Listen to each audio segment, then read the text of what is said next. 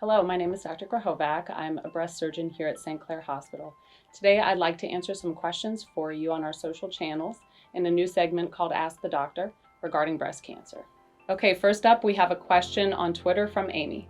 Amy asks, how can I reduce my risk of getting breast cancer? Well, Amy, this is a great question and a very commonly asked one. Unfortunately, there is no silver bullet to prevent getting breast cancer, but there are absolutely steps you can take to reduce your risk over time. These steps would include maintaining a healthy BMI, avoiding obesity, and doing that through a diet high in fruits and vegetables and getting plenty of exercise. Also, avoid excessive alcohol intake. And finally, avoid long-term hormone replacement therapy after menopause. Things that do not change one's risk of getting breast cancer that are commonly misunderstood are underwire bras, use of deodorant, and sugar intake. Yeah, so my name's Billy Hartung, and I am a very proud husband and father of 6 children, and I've had a career in the arts, in the theater arts, for over 35 years. 10 of those I spent in New York City, and then my wife and I, we met here in Pittsburgh, decided to raise our family here. So one was started in New York, and then the other 5 we had here. But so Pittsburgh's a very special place for me. And the school, the Center for Theater Arts, is the very same school that I had my first acting class in ever as an 8-year-old boy. So people laugh at me when I tell them from New York. They're like, so you moved to your hometown? I said, and I married the girl I went to high school with. I bought the house I grew up in. And I run the same theater school where I first fell in love with the arts. So it's a good life. So I fell in love with Lucky Guy in 1994. It was, for me, it was the first show that I was hired to be an actor in outside of the city of Pittsburgh. So I was leaving for the summer to do my first professional acting job. And this was the 3rd show of the lineup that summer.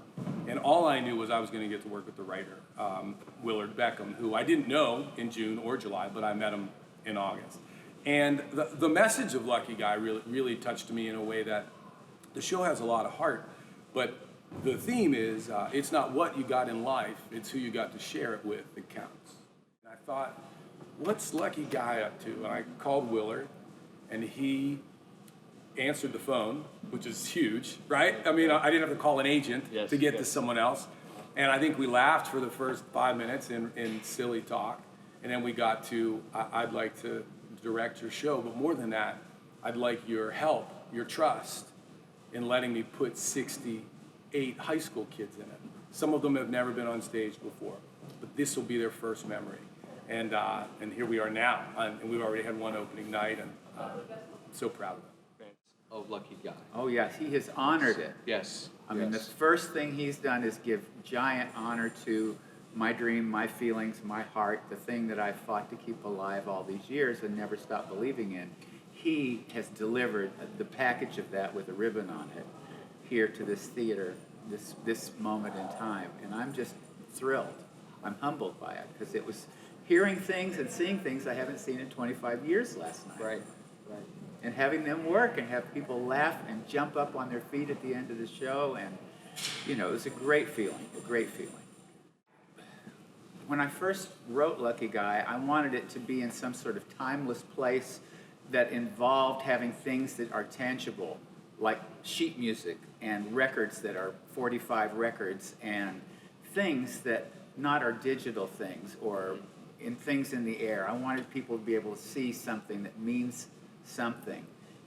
And then the big takeaway from that is the values that are associated with things that mean something, and not just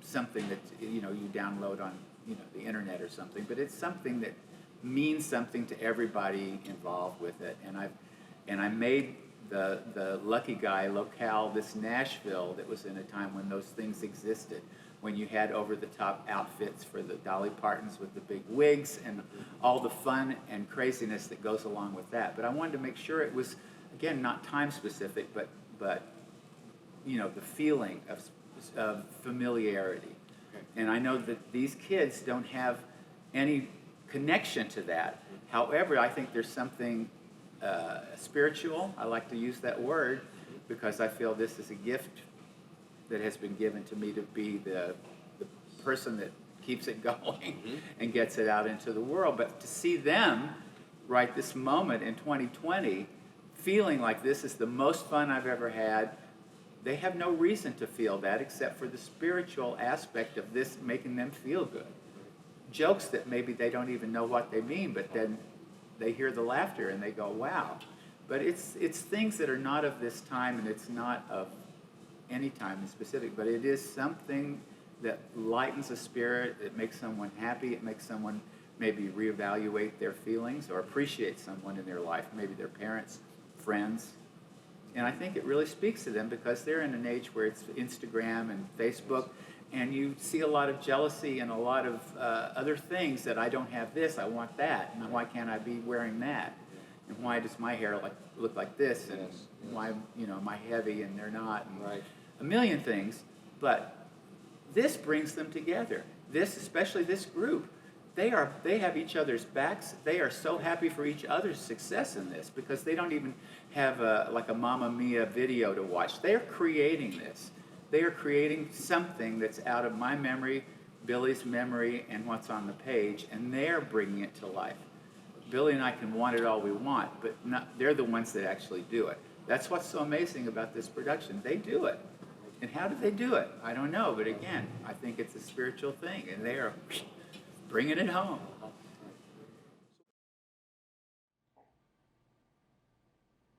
Hello, my name is Maria Abraham, and I am the Director of Neuroscience and a practicing physician assistant at St. Clair Health. This month, I am going to be answering your questions about neurological health on our Ask the Expert series. Our next question comes from Lisa on Twitter. Lisa asks, if I think someone is having stroke symptoms, should I give aspirin? This is a great question, Lisa, and I hear this on occasion when I evaluate patients in the hospital with stroke symptoms. A stroke, as you may have learned from our Ask the Doctor series with Dr. Max Hammer, is a sudden neurological deficit caused by either a blocked artery, called an ischemic stroke, or a ruptured artery, referred to as a hemorrhagic stroke. When someone is having stroke symptoms, it is difficult to tell which type of stroke they may be having. Giving aspirin, in the case of a hemorrhagic stroke, may worsen the symptoms and the outcome. It is important when someone has sudden neurological symptoms to get them to the hospital immediately. There, neuroimaging can be done to evaluate which type of stroke you or your loved one may be having. The emergency room doctors will determine the appropriate treatment and plan. Hi, I'm Benita Starkey, president of Keystar Insurance. We specialize in home, auto, and life insurance, including retirement planning utilizing life insurance products. I'd like to take a special moment to thank you for our recent conversation regarding your insurance program. In the near future, one of our insurance specialists will be contacting you to begin the enrollment process. You will be given the opportunity to ask any questions that you may have. Please keep in mind that you will not have insurance coverage, nor will you owe any money at that time. And once again, thank you for choosing Keystar Insurance to service your insurance needs.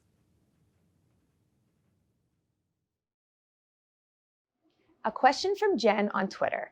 Jen asks, what protocols are in place for the Family Birth Center during COVID-19? This is a great question, Jen, because a lot has changed. We now test our patients prior to admission for COVID-19. For those women who are unable to be tested, they are tested at the time they arrive. Our physical space has changed as well, allowing for the appropriate measures for our COVID-19 patients. We have also changed our visitor policy to decrease traffic throughout the hospital during this time.